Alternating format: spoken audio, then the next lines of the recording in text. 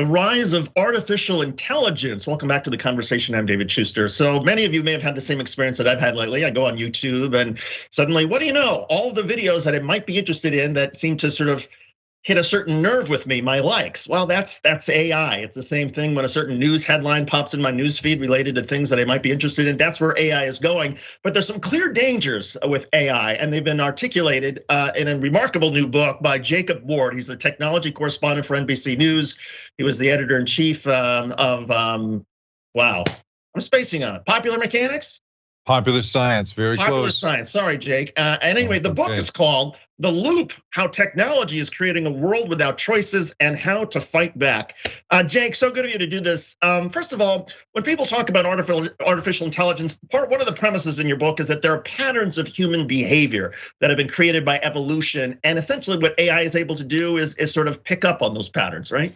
That's absolutely right, David. You mentioned the nerve that a YouTube video hits, and that is what I was after in this book, is trying to figure out what are the nerves being hit here. So I spent the better part of about 10 years talking to people both in technology and in behavioral science about the nerves that get hit. And so what we've learned is that basically in the last sort of 100 years really of behavioral science, the big takeaway is that we make a huge number of our decisions using an ancient instinctive kind of circuitry, the kind of circuitry that allowed us to spot calories and snakes and strangers and fire without really having to consciously process them. And all of that kept us alive for tens of thousands, if not perhaps millions of years.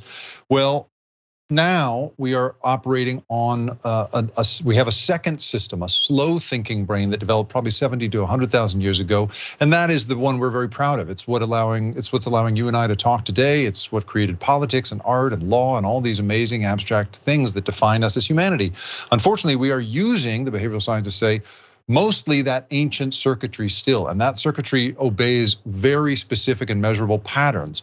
What I've sought to figure out is what's gonna happen when we really deploy these pattern recognition systems on us. And it turns out that from how we make decisions about who we group together with to how we respond to certain emotions, all of that is pretty predictable. And it turns out that the technology industry is starting to figure that out. And even those with the best of intentions could very well end up not just analyzing and predicting our behavior, but actually shaping it in the future. And that's why I wrote the book.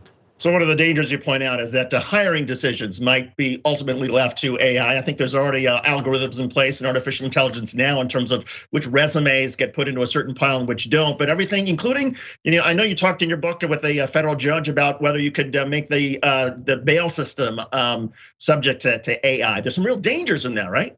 That's right. I mean, when we look at really any area of human life, you could imagine that there could be greater efficiency brought to it. And one of the problems that I'm seeing is the temptation to make everything more efficient is quite dangerous because it may actually cause us to abandon some really important critical faculties. So you mentioned a federal judge, and that's right. I spoke to this federal judge, Tino Cuellar, very smart and interesting person. He said, we could make the process, for instance, of entering a guilty or not guilty plea vastly more efficient. That is a total pain right now. You got to go and present yourself in front of the judge, and there's multiple steps to it. There's days of appearances and paperwork to do. And he says, we could do it with the swipe of a smartphone, but here's why we don't. It's a legal principle called weak perfection. We in fact want you to have to go through the pain in the butt of doing all of that because it's part of what activates your slow thinking brain. It actually gets you to take your time and think it through, right? We're a culture based on the idea of Han Solo saying, never tell me the odds. I want to, I'm going with my gut.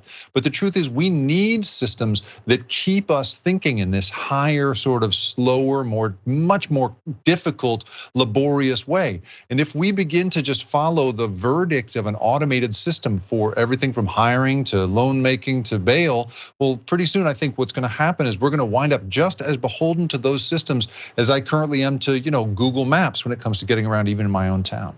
And so that efficiency that we might get from AI comes at the cost of the human values that so many of us want to sort of embrace.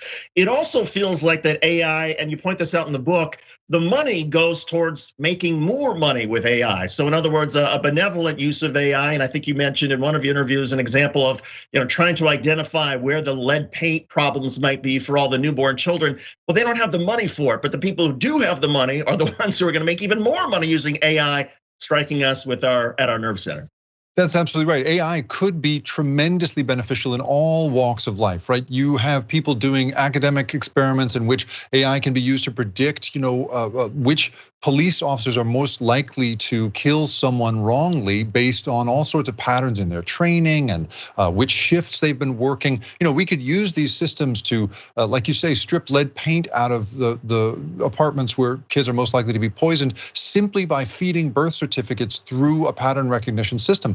But no one's making money off of that, right? They're making money off selling us addictive ideas, off things like online casino simulators. That's one of the big bugaboos in my book. It's not just that the technology is the problem. It is also, of course, that the money and the profit motive is so much of the problem.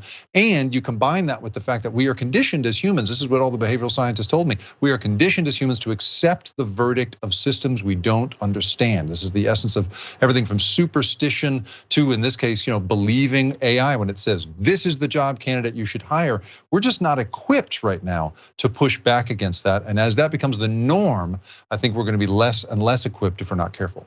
And one of the things we also don't understand, or at least I was shocked to sort of read in the book, that even people who create AI don't quite know how it works, that it's far more simpler than a lot of us realize. That's right. I mean, when you do surveys, there've been big surveys of the leaders of companies whose entire business model is based now on the idea of using an AI system to do something like, determine the risk of insuring a certain group of people. And it turns out that when you ask those people, do you know how this system works? The vast majority of those executives have no idea. And then when they're asked, do you care that you don't know how it works? The vast majority of them do not care. We are not built to look into these systems. And that's why there is a big technical push for something called explainability in AI. But the problem is that really doesn't, again, offer you a way to make money. The money comes from the efficiency. And that's why so many of us wind up with it in our laps. And unfortunately, our brains are just built to assume that because this system knows which YouTube video I'm going to like next, it must know me. No, it's just drawing inference based on other people like me and the patterns in their behavior. It's a very, very simple thing, and yet it's coming to take over some of the most sophisticated decisions we're gonna have to make. A couple of weeks ago, we had somebody who was talking about how China is essentially leap years ahead of the United States in terms of AI technology, just in terms of sort of global international relations. What does that mean? Well, it is extraordinary the way that China has built pattern recognition into all sorts of systems in its structure. And that is because, of course, the values of China are very different from the values in the United States. When you ask people in China about the use of AI for this kind of purpose, they talk about, they don't use words like control, they use words like stability, right? We're trying to keep everyone safe. So you have systems like their social credit system, in which it's the equivalent of if you and I, were to feed our Twitter handles and our email password into a government-run system, and then that system actually evaluates how you behave online and winds up dinging your credit score if you are deemed by the state to have misbehaved. Now, the thing is, I've told that story. I've been at gatherings where American entrepreneurs were introduced to the idea of the social credit system. Some of them say, "My God, how horrific! What a terrible Orwellian thing that is." Others say, wow, that's an interesting idea. Maybe we should do that in this country, right? So the push to efficiency is one of the big things that we're looking at here. And depending on how you look at things, that can be good or bad. But right now, we've had, as many people have pointed out to me, efficiency rules the day. And that is unfortunately getting in the way of applying some values, some human values to this stuff before it works its way into our lives. In addition to being aware of efficiency and what's that doing to our lives, and the need for all of us to perhaps take a step back, what are some of the other ways that people can fight back against where this is all going? Well, on an individual basis, it's very hard. These technologies, by their essence, operate at scale. And just because you decide not to play into the patterns anymore doesn't mean that the predictive algorithm still won't be able to identify everybody else's patterns. But I do think that we are seeing greater and greater literacy on the part of elected officials. Maybe not the officials themselves, but the staff members, the counselor, the people who are counseling them.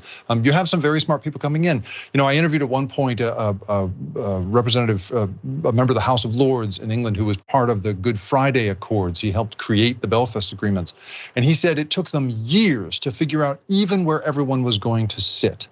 Right at the table. So for me, I don't think this is a thing we're going to solve in the next couple of quarters, but I do think we needed to draw a distinction between, let's say being addicted to your Peloton, which can be good for your health, and being addicted to online gambling where you blow your entire retirement.